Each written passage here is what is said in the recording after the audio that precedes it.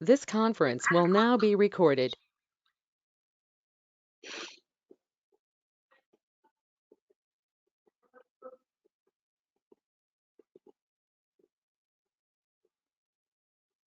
Well, in the last class, we discussed about flat files, right? So we have seen how to load the data from single file to a table, multiple files to a table, right?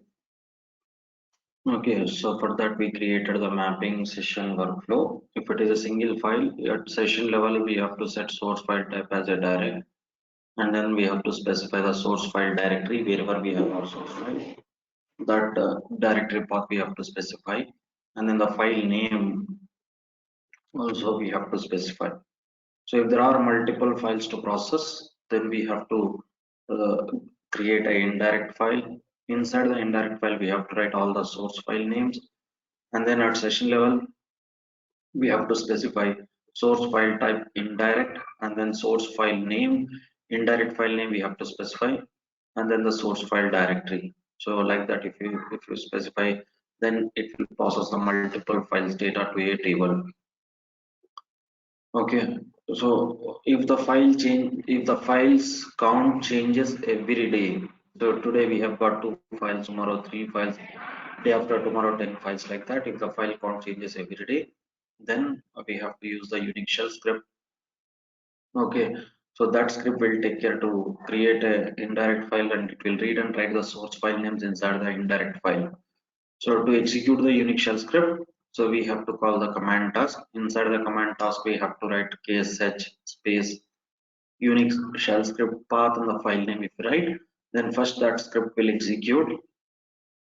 Okay, so here we cannot execute this one, whereas in real time, it will be saved inside the server, which is Unix machine. There it will be executed. So that's the reason here inside the command task, we can give the script path and the script name. And session task will process all the files data to a table, and then this C archive will zip the files and move it to the archive folder.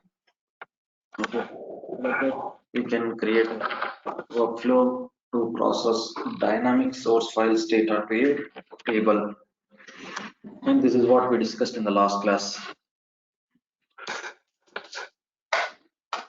Okay, so in next today we will start with another new concept, which is called variable port. Okay, so we'll see what is this variable port. Basically, inside the expression transformation, if you see here, we have the expression transformation, right? Inside the expression transformation, we have IOV. I means input port, V means output port, V means variable port. Input and output ports will receive the data from previous transformation, and it will send the data to the next transformation. Whereas variable port we use to hold the previous processed value and to do calculations. Okay, and initial value of the variable port is 0. So whenever we talk about the variable port, you have to remember these 3 points. So variable port mainly we use to hold the either to hold the previous processed value or to do calculations. So if you want to do any calculations inside the expression transformation, it is suggestible to create a variable port. There we can write a logic inside the variable port to do the calculations. Okay, but initial value, always the variable port initial value is 0. Here we have one scenario to understand the variable port. Okay, so there is a source table, target table, EMPP underscore yes. This is the source table, target table. Initially, we have to insert few records in the source table, but target table we should not insert any records. But if you observe here, after successful of the execution, we should have to get the data like this in the target table. Okay, but here employee number and employee name both are same, but salary is different. For the first record, it is same. From second record in the source, we have 200, whereas in the target, we have 300. Okay, in the same way, for this third record, in the source table, we have 250, whereas in target, we have 550. Source table 300 with 850 we have. Like that, there is a change in the salary, right? So there is a change in the salary here between source and target. So for this, what do we have to do? What change we have in the salary column here? So here always while loading the salary from source to target table, we have to add the previous processed salary to the current salary. Okay, so we have to add the previous processed salary to the current salary. So for the first record, there is no previous processed salary. 100 plus 0, it is 100. So that's the reason 100 loaded. While loading the second row salary, the previous processed salary is 100. That 100 we have to add to the current salary. Current salary is 200. So 200 plus 100, it is 300. Okay, and that 300 we have to load here. While loading the third row salary to this current salary, we have to add the previous processed salary. So for this current salary 250, the previous processed salary is 550. Got it? Sorry, for 250, the previous process for 300, 300 plus 250, 550 we should have to load. And for this 300, this is the current salary. The previous processed salary 550, 550 plus 300, it is 850, right? So like that, we should have to load into the target table. So for all the records, we have to add the previous processed salary to the current salary. So here we are talking about the previous processed salary. So adding the previous processed salary to the current salary, we called it as a cumulative sum. What we called it as a cumulative sum. Okay. So that cumulative sum we should have to do here. Okay. So now we'll see how to create a mapping for this. First import the source definition, import target definition. Then to do calculations, we know we have to create expression transformation. So like that, we have to create expression transformation, drag and drop these three ports from source qualifier to expression transformation. Inside the expression transformation, here we have to create two variable ports and one output port. So how to create a variable port? To create a variable port, we just have to go to the expression transformation, click on this button so that the new port will be created, and we have to rename, make sure the data type and B checkbox you have to enable. You can see as soon as B checkbox is enabled, automatically input and output will be disabled. For the variable port, there is no input and no output, only B checkbox is enabled. So like that, and then here you have to write a logic. So like that, you have to create two variable ports because same employee number, same employee name we can load, but the salary it is not same. We have to do the cumulative sum. Okay, so we have to store the previous processed salary. That previous processed salary we have to add to the current salary. That is called cumulative sum. Got it? So CSV here we have LSV. CSV means cumulative salary variable port. CSV means cumulative salary variable port, and LSV means load salary variable port. So this is cumulative salary and this is the load salary variable port. And since we cannot connect a variable port to the target definition salary, we have another output port here. S underscore O means salary underscore O output port. After doing the calculation, whatever the cumulative sum we are getting from this salary underscore O, we can connect to the target definition. So like that, you have to create two variable ports and one output port. In the first variable port CSV, there you have to write a logic LSV plus salary. LSV means load salary variable port plus salary means current salary we have to add. So LSV means which is a previous processed salary plus current salary, right? So here we are doing the cumulative sum. Cumulative sum means we have to add the previous processed salary to the current salary. That is called cumulative sum. Adding the previous processed value to the current value is called cumulative sum. Okay, so that we are doing here cumulative sum, CSV plus salary. Okay, so CSV is LSV plus salary. LSV means load salary variable port, right?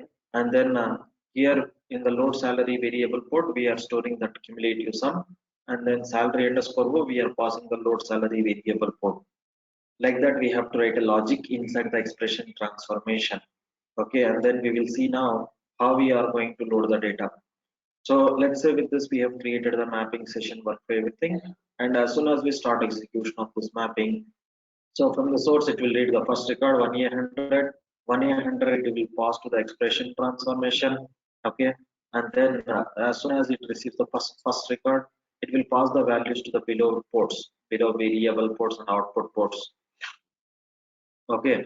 So first here we have LSV, right? So as I told you, initial value of the variable port is 0. So this variable port value is 0 plus, and the salary. What is the salary we have got for the first record? 100.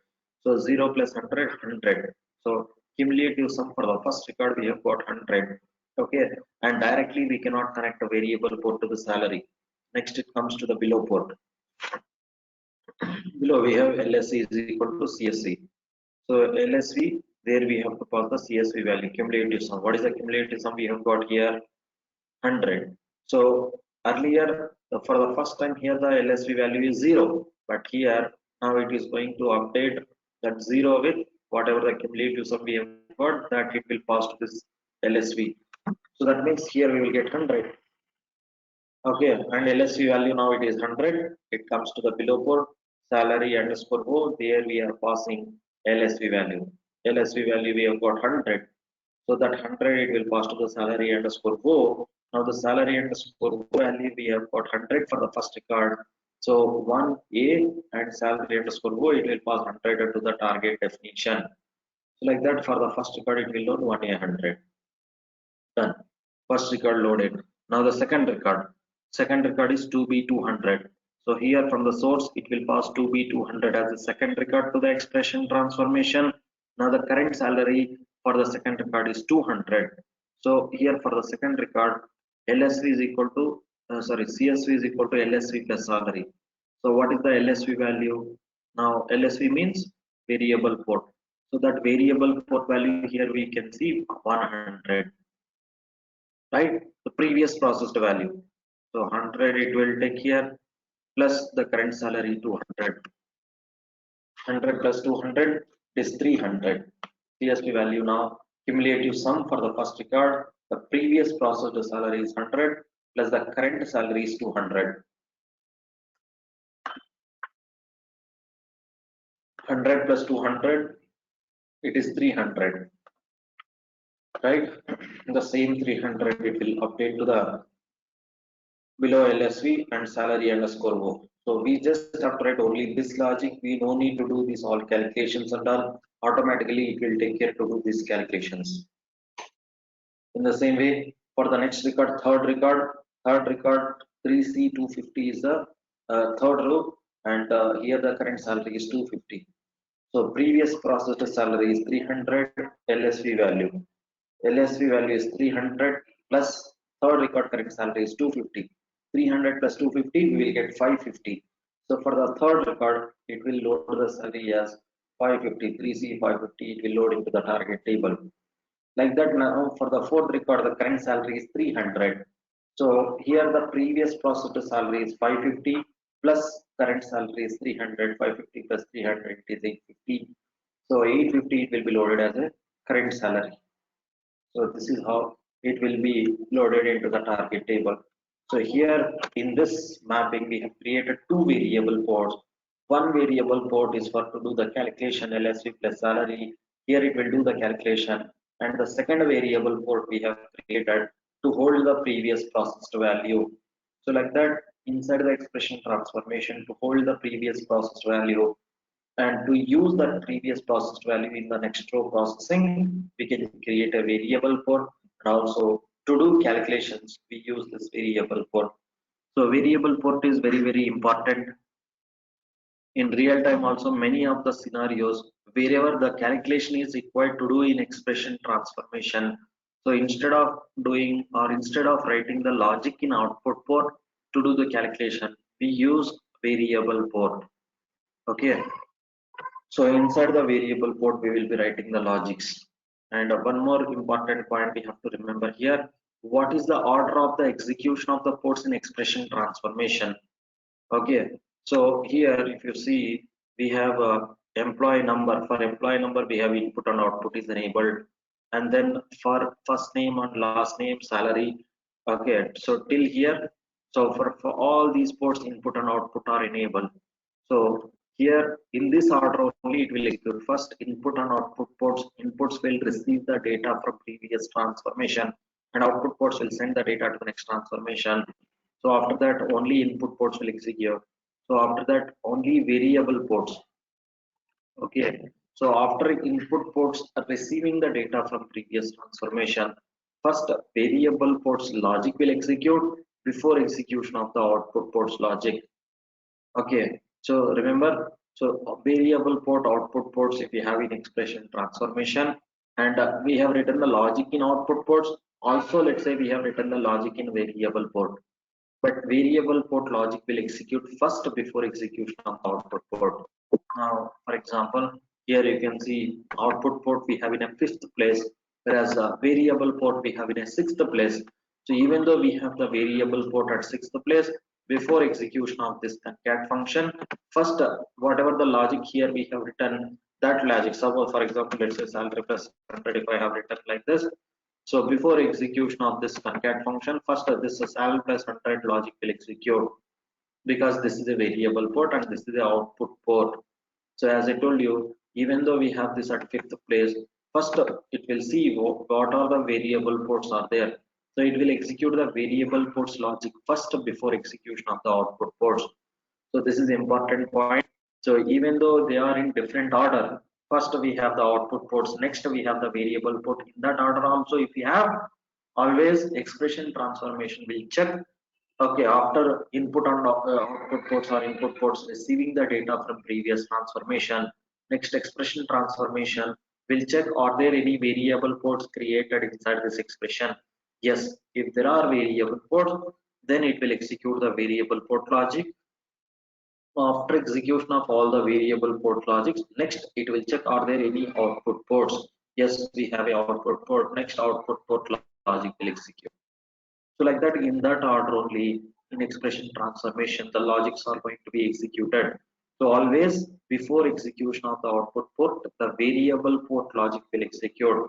Even though the variable port we have at the last place in expression transformation, even though we have the variable port at last place in the expression transformation, it will execute first a variable port, then output port logic will execute. Got it? Okay, so like that in this order only it is going to execute. So this is the order of the execution of the ports in expression transformation. Okay, and this is the basic example to understand about variable port to do calculations and to store the previous process value. Okay, so this you can practice, and next we will see how to use like a variable port in our further scenarios. This is the basic example, and from here onward we will be using variable port in many of our scenarios. Okay, to do calculations or wherever it is required to hold the previous processed value, there also we will be using this variable port. Okay, next scenario. Next we have transaction control transformation. So before discussing the transaction control transformation, we have some few points to discuss here. Okay, assume there is a source table here and target table. Okay, so in source table there are 10 records, and we have created Informatica mapping to load these 10 records from source to target table. Okay, so we have created mapping session workflow everything, and we have started execution. As soon as we start execution of the mapping, it will it will start loading the data from source to target table. Inserted first record, second record, third, fourth, five, six, seven, 8 records inserted successfully. I repeat, we have a source and target table. In the source, there are 10 records. We created Informatica mapping to load these 10 records from source to target. Okay, so our mapping has started loading these records. So it has loaded 1 to 8 records. At ninth record, it has failed the execution. While loading at ninth record, it has failed. Why it has failed at ninth record? Because let's say in the source, there is a salary column. For employee number 9, we have the null value. Whereas in the target table, there is a salary column and we have a not null constraint here. So for the first 8 records, we have the salary. Some salary we have. That's the reason first 8 records inserted. Okay, but for the ninth record, we have the assume the salary as null, whereas in the target table we have a not null constraint. So if there is a not null constraint on salary column, then it will not allow to insert the null values. There should be some salary, then only it will allow to insert. Okay, so assume because of this reason it has failed the execution at ninth record and it has not inserted the ninth record into the target table. Okay, fine. Our Informatica workflow has failed now. Okay, so after failure of this mapping, if you write a query to see how many records are there in the target table, okay, so if you write a query like this, can you tell me? So this query will display how many records now? Out of 10 records, how many records this query will display? Any guess? There are 10 records. Mapping inserted first 8 records and it has failed at 9 records. Okay, so it has failed at 9th record, and this is because of the not null. So if you see total how many records are there in the table, tell me how many records this query will return. If I 8 write records. select how many? 8 records, then. 8. 8 records. Any other answer? Zero records, sir. Once the execution is failed, there is no records in the target table because we are not. Exactly, 0 records. Yeah, 0 records will be there. Till now, you have created so many mappings, right? So in those mappings, if the execution failed, did you find any record in the target table? Are there any records loaded into the target table if there is a failure for your mapping No, till now what you have created? No, no, right? sir. So when you found the records in the target table after execution, When it is whether succeeded, then only. yeah, correct. When it is succeeded, then only yeah, when it is succeeded, then only you can see the records in the target table. So if there is a failed, so if you execute a query to see the records in the target table, so you can see 0 records. Okay, next time you can observe if there is any failure during the execution, you will find 0 records. Okay, why 0 records? Here there are 10 records, 8 records inserted, right? So 8 records inserted. Okay, but it has failed at 9th record. So it should have to display 8 records, right? But why it is showing 0 records?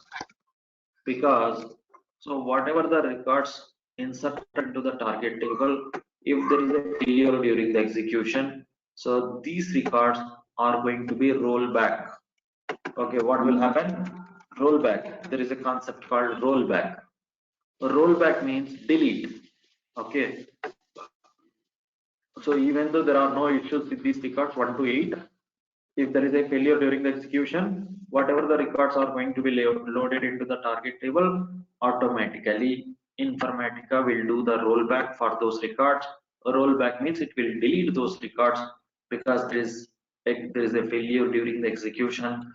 That is the reason it is going to roll back those records.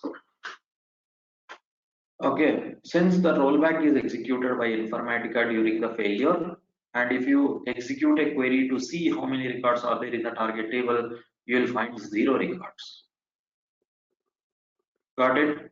Okay, next. So if there is no failure, there are 10 records in the source, all the 10 records inserted into the target table. There is no failure, there are 10 records on the source and 10 records loaded into the target table. So since all the records loaded into the target table, now if you execute a query to see how many records are there in the target table, our query will display all the 10 records, right? Okay, next. Another point here we have, suppose, I mean like we till now whatever the mappings we have created for all our mappings, we inserted the data in the source table, but we have not inserted any of the records into the target table manually, right? Okay, so we create a source table, target table, and we insert the data only in the source table, but we have not inserted any of the records in the target table manually. Have we written an insert statement to insert the record inside the target table? No, right? So after creating a source table, we inserted the record only in the source table. Okay. After inserting the records in the source table, we have executed the commit to save the data permanently inside the source table, right? Okay, and I told you, like after execution of the commit, sorry, after execution of the insert query or update query or delete query, we have to execute the commit to save the data permanently, right? So here in the source table, we after inserting the records, we are executing the commit manually to save the data permanently in the source table. But Informatica, it is extracting the records from the source table and also it is inserting those records inside the target table, right? It is inserting the records from the source and it is inserting the it is extracting the data from the source and it is inserting the record into the target table. Target table insert is happening, right? So even though Informatica is inserting the records inside the target table, are we executing the commit on the target table after our execution to save the data permanently in the target table? Have we executed the commit on the target table till now? Yes. No, right? On which table we have executed the commit? Table. Only on the source table. So we have executed the commit only on the source table. After inserting the data inside the source table, we have not executed the commit on the target table. We have executed commit only on the source. But in target table, insert is happening. It is inserting the records. So to save those records permanently in the target table, definitely commit should be executed. Then only the data will be saved permanently in the target table. But we are not executing the commit. So if we are not going to execute the commit, then who is going to execute the commit? How it is saving the records permanently in the target table means automatically Informatica will execute the commit on the target table. Okay, so for the target table, we no need to execute a commit. Automatically, Informatica will execute the commit. Got it? So it will extract the record from the source, and if there is no failure during the execution, and whatever the records are there in the source table, if all the records successfully inserted inside the target table before displays the succeeded message in monitor, which is at the end of the execution, automatically it will execute the commit and then it will display the succeeded message. Since Informatica is executing the commit automatically in the target table, that is the reason we can able to see all the records in the target table after successful of the execution. Okay, so remember at the end of the execution, by default, Informatica will execute the commit on the target table. Okay, next. So we'll see another scenario. Let's say we have a source table and target table. Okay, in source there are 10 million records are there. How many records are there in source? There are 10 million records are there. Okay, we have created Informatica mapping to load these 10 million records from source to target table. Okay, and that mapping started execution at 9 a.m.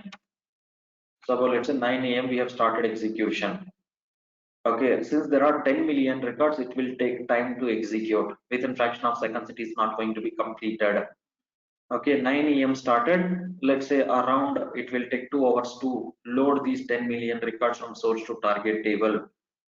Okay, so it started execution at 9 a.m. and now the time is assume 11 a.m. and it is about to complete within seconds. Okay, but here we have an error record in the source table at last 10 millionth record. 10 millionth record we have the salary as null and target table we have a not null constraint. All the records loaded, the last record 10 millionth record is an error record.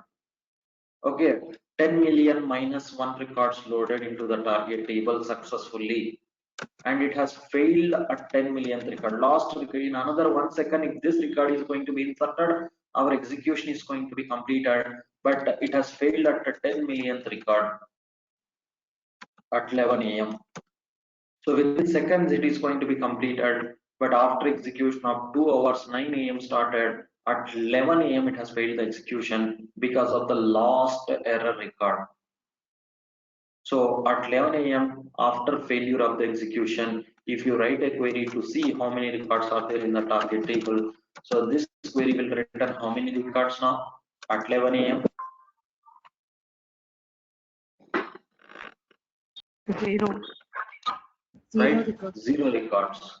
So zero records will get here because whatever the records inserted inside the target table, like 10 million minus 1 records, all the records are going to be rolled back because of the failure.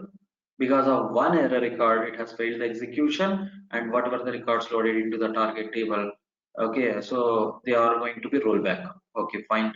So at 11 a.m. you have zero records in your target table. So after seeing the failure, you have updated the salary in the source table. Okay, so to do the analysis and to update the salary in the target table, it took half an hour. And assume again you have started execution at 11:30 a.m. So you took half an hour to correct the record in the source table. And again you have started execution at 11:30. So if you start execution at 11:30, again to load these 10 million records, it will take 2 hours of time. Okay, now the time is, let's say 11:30 started, 12:30, 1:30. Now the time is around 1:25 p.m. In another 5 minutes it is going to be completed, right? It will take 2 hours. In 11:30 a.m. started execution. Now the time is 1:25. In another 5 minutes it is going to be completed. But this time we don't have any data issue. All the records are valid because we have corrected the record. But this time suddenly Informatica server, the Informatica service went down. So if the Informatica service, if it has stopped automatically, okay, so whether will it allow us to connect to the repository if the service is not running? No, right? We cannot able to connect. If the service is down, then immediately Informatica execution also it is going to fail. Okay, now second time Informatica service down at 1:25 p.m. it has failed the execution because of the Informatica service went down. In another 5 minutes it is going to be completed. Okay, but this time we have got Informatica service went down. So now the time is 1:25 and it has failed the execution. If I see the count in the target table, we can see 0. We started at 9 a.m. and now the time is 1:30 p.m. Still no record has loaded into the target table. At 1:30, if I execute the query, we are getting 0 records. Okay, so in real time, not only one mapping, we will have hundreds of mappings to execute. If only one mapping, if it is going to take 4-5 hours of time, still nothing has loaded. When this is going to be completed and when other mappings are going to be executed, right? So is it suggestible to roll back all the records if there is any failure? Can we do like this? If it is going to roll back every time, if we are going to start from the beginning, every time it will take long time to execute, so jobs are not going to be completed within expected time. So is it suggestible to execute the commit only at the end of the execution? No, right? No. So instead of executing the commit to save the data permanently at the end of the execution, Informatica should execute the commit during the execution also. During the execution, after inserting few records, if it is going to execute the commit, again we no need to start processing from the beginning. Okay, for that, instead of failing the execution if for any of the single record, in Informatica we have an option called commit interval. Okay, so if you go to the session task, okay, so inside the session task, if you go to the properties tab, in properties tab, there is a property called, you can see commit interval. What is the number you can see here? 10,000, right? So which means, remember, Informatica not only end of the execution, Informatica will execute the commit for every 10,000 records. So first it will read 10,000 records, and 10,000 records it will be inserted inside the target table. After inserting the 10,000 records, it will execute the commit. Okay, and the commit type target. On target table, it will execute the commit. Okay, so first 10,000 records it will execute commit, and then it will insert another 10,000 records. That means now we'll have total 20,000 records. Then it will execute the commit. Next, it will insert another 10,000 records. It will execute commit. Like that, for every 10,000 records, Informatica will execute the commit by default, not only at the end of the execution. So we can also change this number. Assume I have changed this number to 2. Okay, now the commit interval set it to 2. What it means, for every two records it will execute the commit, which means here we have like 1 to 8, right? So how it is going to execute the commit means, like first record, second record it will insert, then it will execute the commit. Next third record, fourth record it will insert, then it will execute commit. Then fifth record, sixth record it will insert, then it will execute the commit. Then seventh record, eighth record it will insert, then it will execute the commit. Like that, if you set it to 2, then for every two records it will execute the commit to save the data permanently into the target table. And then assume it has failed at 9th record.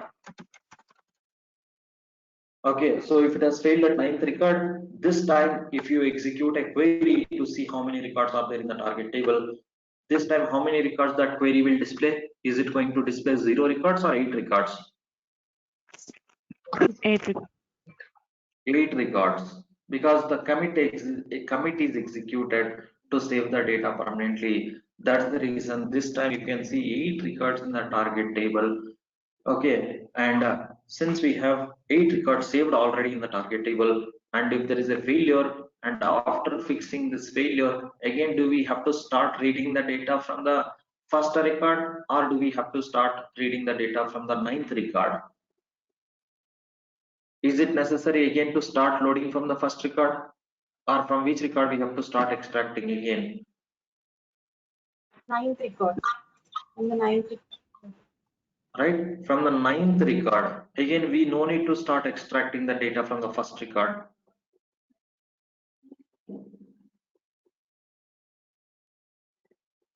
Got it? So again, we no need to start extracting from the first record, so we have to start extracting from 9th record. So how Informatica knows that? How Informatica knows that it should have to start reading the data from the 9, not from the first? First time you have created the mapping. First time you have created the mapping, and you have 10 records, and you have set the commit interval to 2.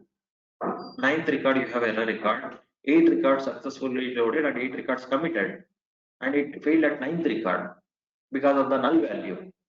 So after seeing the error message, now you have written an update query, update source table, set salary is equal to 100, where employee number is equal to 9. Like that, you have updated the salary in the source table.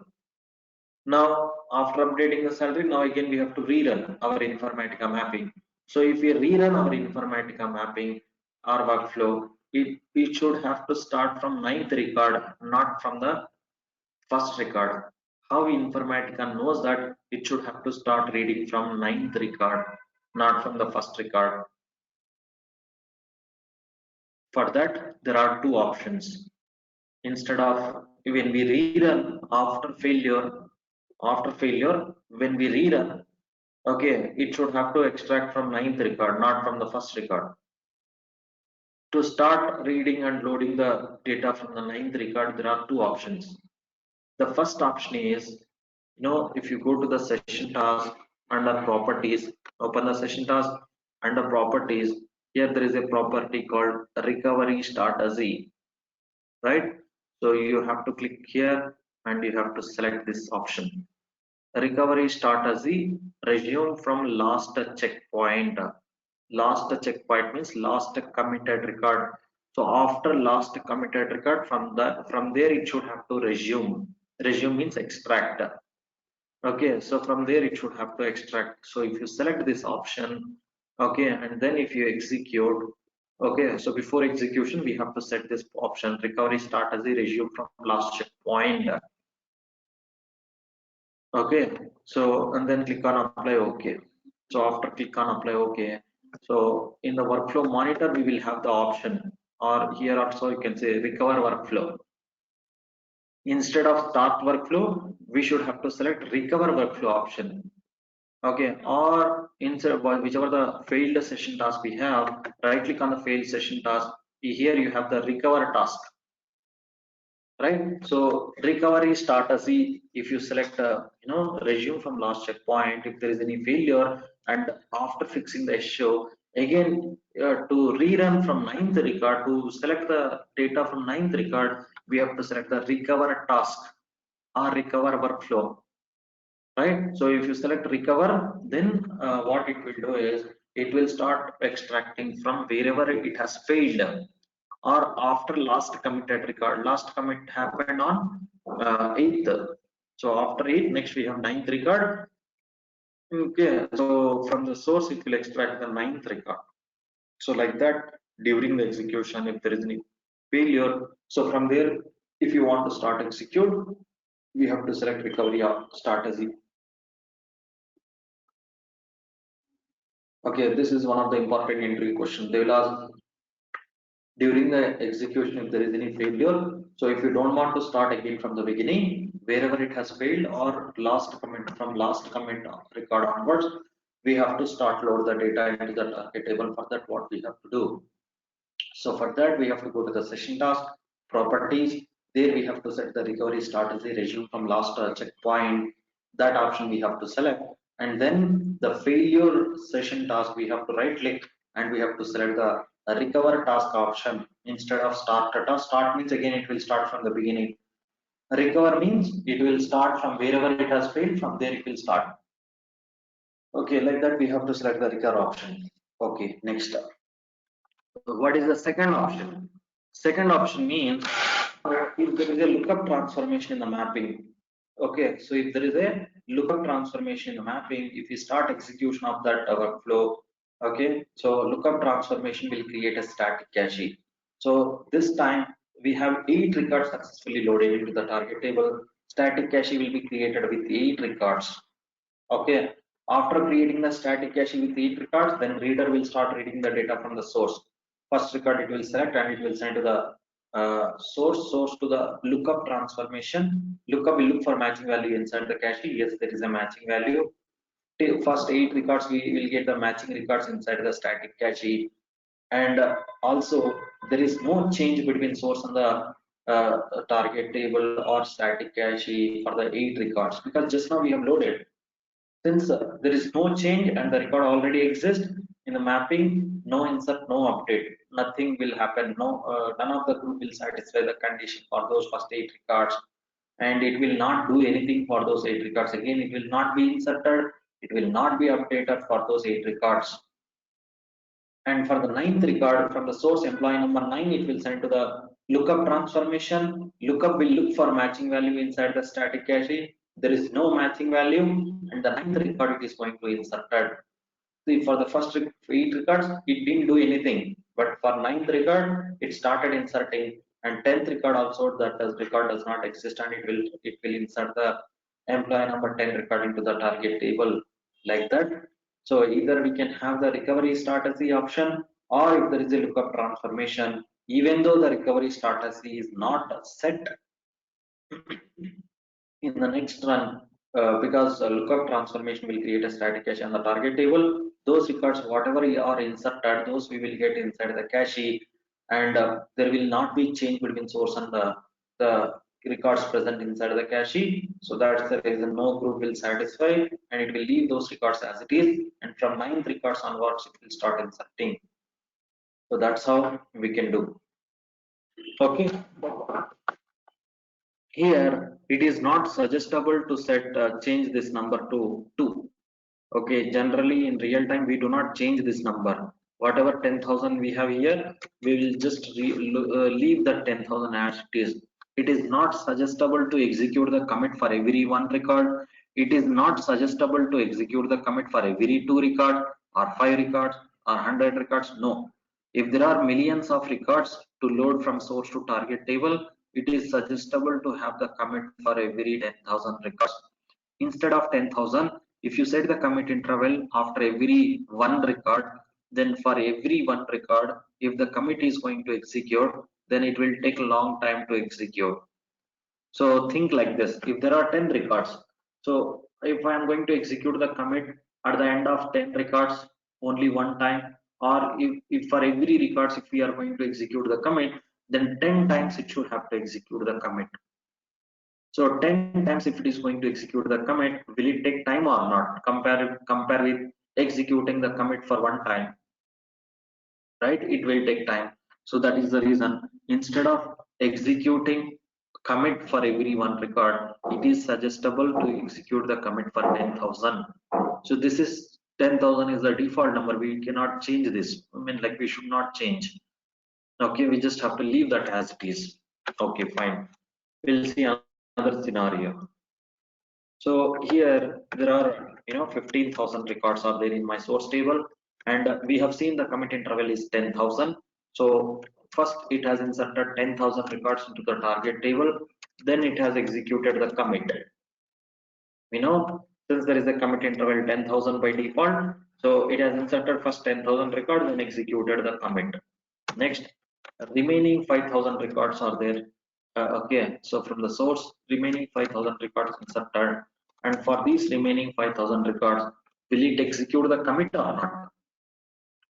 As per the session commit interval, there are 15 session commit interval is 10,000. We have 15,000 records in the source. So first 10,000 records inserted, commit is executed, and remaining 5,000 records are there. For these remaining 5,000 records, will it execute the commit or not? Yes, sir, it will execute. Why it will execute for these records? Is below the next to 10,000 records. What is that? Can you repeat again? It is in below the next to 10,000 records. Not below the 10,000. Commit will execute for every 10,000. After loading 10,000 only, it will execute the commit. It will not execute the commit for the below 10,000. So here it has executed the commit only after 10,000. First 10,000 records inserted, and it has executed the commit. Total we have 15,000 records only. Okay, so we should not say like that. The answer is yes, it will execute the commit for these 5,000 records also. Why it will execute the commit for these 5,000 records? Because the reason is it has reached end of the execution. It has reached end of the execution. I told here, right? So if there is no failure, if there are 10 records, if it is going to load all the 10 records, end of the execution, it will execute the commit. So that's the reason we have 15,000 records. It has inserted all the 15,000 records. That's the reason it has reached end of the execution, and it will execute the commit. Got it? So end of the execution, by default it will execute the commit. It will not check whether it has reached 10,000 or not. No, because we don't have any other records to process, and it has reached end of the execution. That is the reason for these 5,000 records also it will execute the commit. Got it?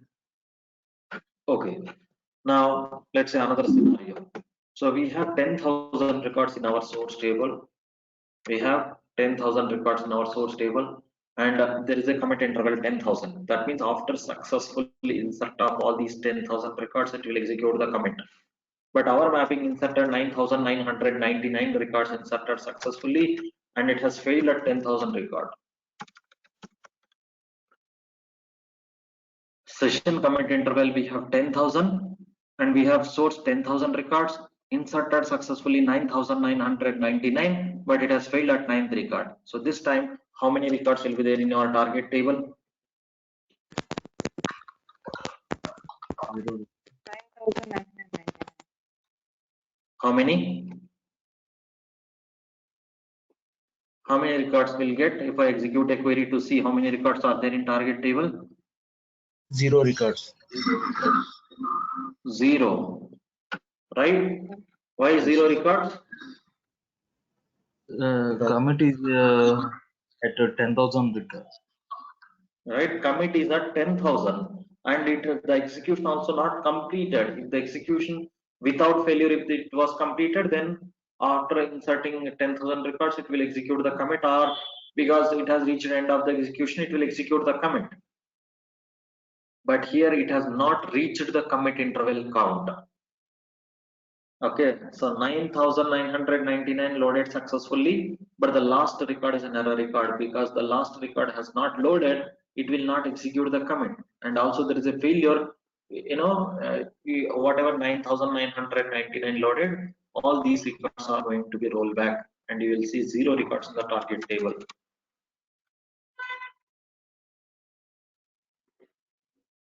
Okay, next.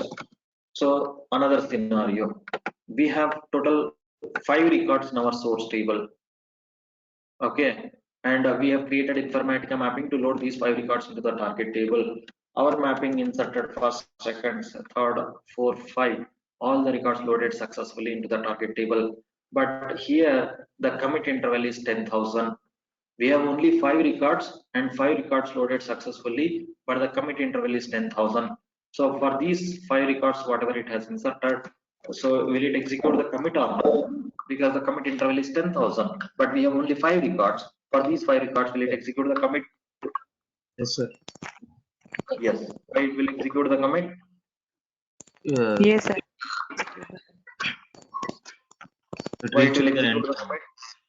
Why? Yeah. Because execution is completed successfully. Execution completed Reached means it the has reached end of execution. We don't have any other records to process. That's the reason it is executing the commit for these 5 records. In our scenario also, we'll have 3 records, 4 records, or 5 records in our scenarios, whatever we are practicing now. Okay, that's the reason for these 5 records also by default it will execute the commit. And if there is any failure here, suppose if it has failed at 5th record, these 4 records are going to be rolled back automatically, and you will have 0 records. That's the reason if your workflow has failed for any of the execution, if you see the count in the target table, you will have 0 records. Got it? So these commits also very important. So here we have seen different scenarios. Okay, when Informatica will execute the commit. Okay, and what we should have to do if there is any failure, right? So all these things we should have to remember. Okay, next we'll move on to the another scenario. So here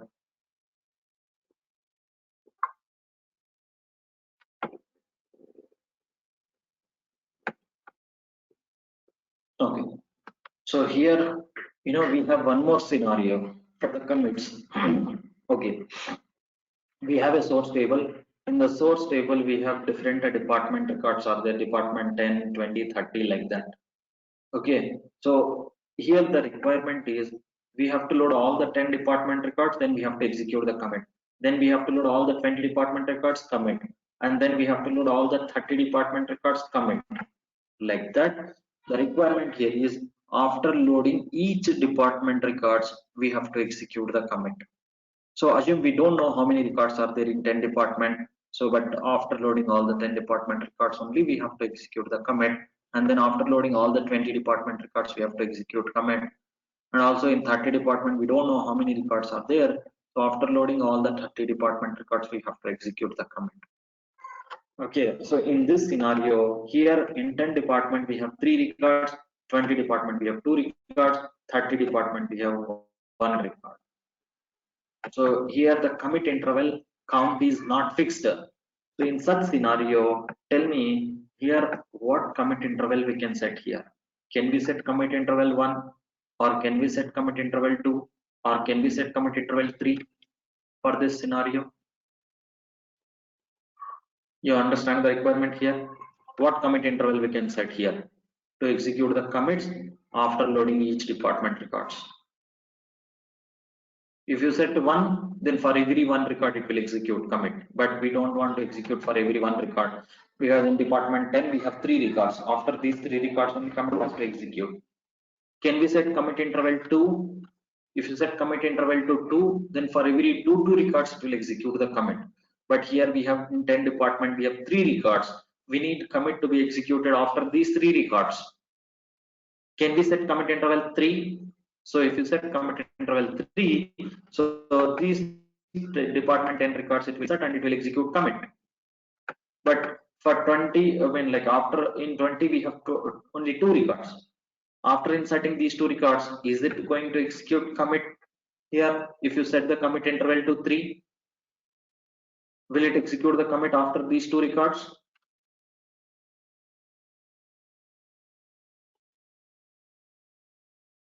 If you set it to commit interval 3, will it execute the commit after inserting these 2 records? No. No, right? It will not execute the commit because it should have to reach 3 records. So that is the reason. In such scenario, we cannot use the session commit interval. Session commit interval will execute the commit for the fixed number of records. For every 5 records, or for every 10 records, or for every 500 records, or for every 5,000 records, or for every 10,000 records, it will execute the commit. But if the commit interval count is not fixed, for 3 records commit, 2 records commit, 1 record commit, here the commit interval count is not fixed. So if the commit interval is not fixed, then we have a transformation called transaction control transformation. So transaction control transformation we use to execute the commits during the execution if the commit interval count is not fixed. For the fixed number of records to execute the commit, we can use, for fixed number of records to execute the commit, we can use session commit interval. If the number of records are not fixed to execute the commit, then we have to use transaction control. Transaction control very rare, or we never create this one. Okay, but 99% in real time will follow the session commit interval only. We do not follow the transaction control commit interval. But for interview point of view, you should know what is transaction control transformation and when do we use the transaction control. If they ask what is transaction control, when do we use? So you can say transaction control transformation we use to execute the commits during the execution if the number of records to execute the commit is not fixed. In such scenario, we use transaction control transformation. Here there are 5 tags. Okay, whenever we use transaction, we have to use these tags: TC commit before, TC commit after, TC rollback before, TC rollback after, TC continue transaction. Right? So like that we use these tags. Now, for the first time, let's say this is our target table. Okay, so we do not have any data in the target table. So we have created the mapping like this: imported the source definition, imported target definition, then we have to create expression transformation. After that we have to create transaction control transformation, and we have to connect like this. So inside the expression we have one output port and 2 variable ports, and in output port we have this logic. Variable port we have written this logic, and variable port there we are passing the department number. Okay, so and then inside the transaction control we have to write this if function flag underscore o is equal to 1, then TC commit before, else continue transaction. And first we have to load all the department number 10 commit, 20 commit, 30 commit. So for that we have to arrange the records in ascending order. So to arrange the records in ascending order, we have to write a query like this: select star from the source table, order by department number. So if you execute if you write a query inside the source qualifier transformation, then it will arrange the records like this. First all the 10 department records, then 20, then 30, like that. Okay, so assume with this we have created the mapping session workflow, everything, and we have started execution. As soon as we start execution of the mapping, first it will read the first record. So here we have the first record 2B10. So 2B10 from the query result. Since we have a query, it will extract the data based on the query result. So 2B10 is the first record. It has extracted 2B10. And it will pass that 2B10 to the extension. Here we have a output port and variable port. As I told you, before execution of the output ports, variable port logic will execute first. Even the output port we have in the beginning, so it will not execute the variable port. After execution of these two variable port logic only, it will execute of variable port logics. Okay, fine. So here, if function we have, if dnvo v is equal to dnvo, what is the value in dnvo v? This is a variable port, right? So what is the initial value of the variable port? So for the first time we are executing this mapping. For the first record we are executing this mapping. Got it? 0. So for the first time variable port value is 0 is equal to what is the current department number we have received? 10. 10. Okay, so here we have 10. Got it? 0 is equal to 10. For the first record we have the department number 10. 0 equal to 10. Condition true or false?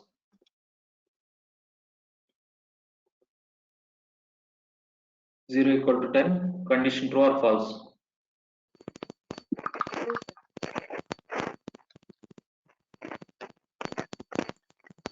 Is this condition true or false?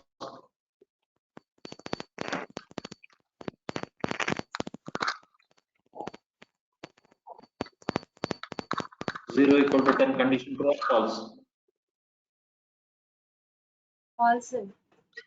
False. If this condition false, what value we will get from this if function? Is it 0 or 1? Which value it returns? 1. 1. 1, right? So if the condition is true, then it returns the immediate value. If the condition false, then it returns the last value. We know what is if function. We already discussed. The output of this if function is now 1. Okay, next it comes to the below variable port. dnvo v is equal to dnvo. So what is the dnvo value we have got? 10. That 10 it will pass to this variable port. Now both the variable ports logics are executed. Next it goes to the output port. Output port flag underscore vo, we are passing the flag underscore v value. Flag v value we have got 1. That 1 it will pass to the flag vo. Now flag vo value is 1. 1 it will pass to the transaction control transformation. We have to drag and drop 1. Okay, and then employee number, employee name, department number, it will send to the transaction control transformation. Okay, so now the transaction control transformation received 2b10 and 1. So inside the transaction we have again if function. Okay, so here flag underscore vo is equal to 1. What is the flag value we have received? 1. Now the flag value it has received as 1. So here also we have a condition flag is equal to 1. So this time condition true or false? True. Since the condition true, which tag it returns? Is it TC commit before or continue transaction? Commit before. Commit before. Since the condition true, immediate tag it return. If the condition false, it will go to the last one. Now the transaction control transformation, it will send 2b10 and TC commit before tag it to the target. Okay, transaction control transformation has written TC commit before, right? So now target side we will have the writer. A writer has received now 2b10 and the TC commit before. So writer received the tag also. So if writer has received the tag, always writer will give the priority to the tag first. It will read the tag and it will understand the tag. Based on the tag only, it will take the decision what needs to be done. Okay, so now the TC commit before. So TC commit before means what is the meaning of TC commit before? Means before inserting this record into the target table, first execute the commit. Okay, so it will execute the commit first. Okay, and then it will insert the record into the target table. That is the meaning of TC commit before. Okay, so TC commit before means before inserting the record, execute the commit and then insert the record into the target table. TC commit after means, okay, first insert the record and then after inserting the record, execute the commit. But here, so it is no use of executing the commit at the beginning of the execution. We'll see what will happen. First record inserted successfully. Next, the second record. 4D10. So 4D10 it will pass to the expression transformation. Inside the expression transformation for the second record we have got the department number 10. Here the condition is going to be DNOV variable port which contains the previous processed value 10 and then current department number also 10 for the second record. 10 equal to 10 condition 2. So this time what flag value we will get here? 0 or 1? 0. 0. So this time flag value will be 0 and here it will pass 0. So flag underscore v also will have 0 and this also 0. DNOV same department number will have 10 only. So this time flag underscore o value is 0. So 0 it will pass to the transaction control transformation.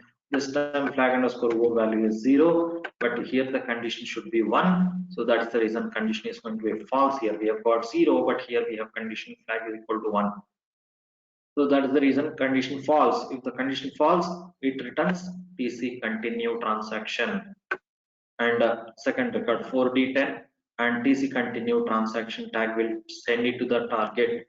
Target side we will have the writer. Writer now received TC. Writer now received TC continue transaction and 4D10. Continue means do not commit, do not roll back, just continue the transaction to insert the record. Okay, TC continue means just it will continue the transaction to insert the record. Next, third record 6F10. So this time also for the third record we have the same department number 10. Here again it will pass 10 equal to 10. Previous processed department number also 10.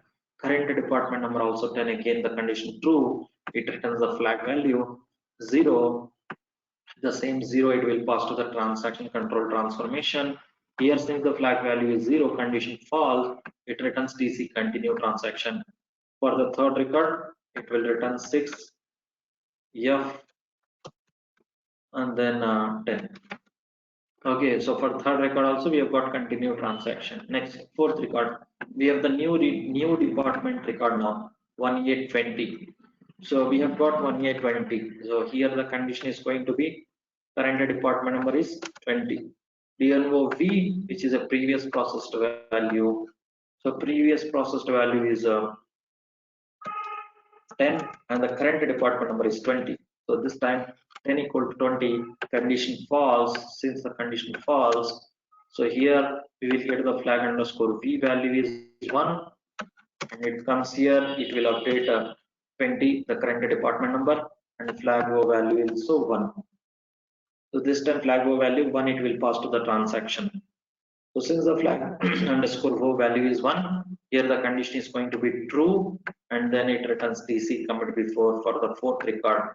Commit before means before inserting this fourth record into the target table, it will execute the commit here and then it will insert the fourth record, which is 1820. Like that it will be inserted. Now you can see here after inserting all the department number 10 records, it has executed the commit and started inserting the record into the target like 20 department.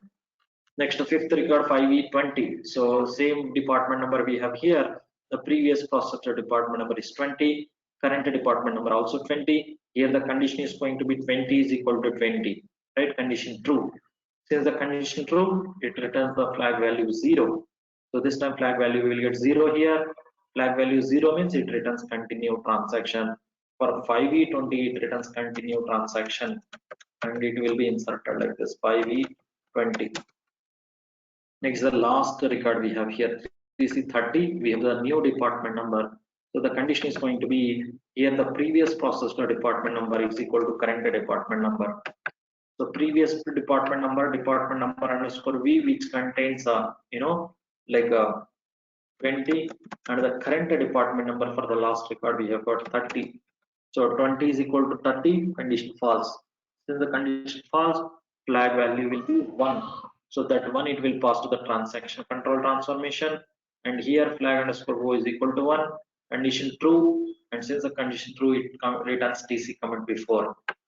Commit before means before inserting the record, it will execute the commit and then it will insert the record into the target table, which is 3C30. And we do not have any other records to process. It has reached the end of the execution end of the execution, by default it will execute the commit. So like that, it is going to load the data into the target. Now you can see all the department number 10 records loaded, commit, 20 department records loaded, commit, 30 department records loaded, commit. Even though the record counts are not fixed here, by using the transaction control transformation, we have executed the commits on the target table during the execution. That is the use of this transaction control. Okay, so very rare or we never use. In interview also it asks who created the transaction control transformation in your mapping or in your project. You can say no, I didn't get chance to use transaction control transformation. We are using session commit interval only for all our sessions. Like that you can answer. But also you have to say I know transaction control transformation, which is used to execute the commits during the execution, even though the commit interval count is not fixed. So in that scenario only we use transaction control transformation. We have another scenario by using the transaction control transformation. Okay, there also we use the transaction control. We'll see that scenario in the next class. Okay, so we'll stop here today. Today you just practice this variable port, the previous scenario, and then this variable port, and then this transaction control. Only these two scenarios we can practice today. That's it. So that's all for the day. Okay, we'll stop here and we'll continue tomorrow. Tomorrow we'll see another scenario in transaction control transformation. Okay, that's it. That's all for the day, and we'll continue tomorrow. So we have completed almost 70%. Okay, so maybe in the next week we will be completing. So this week we will have some major scenarios. Tomorrow, day after tomorrow, we'll have few major scenarios, and then we'll try to finish in the next weekend, by end of next weekend. Thanks. Thank you, sir.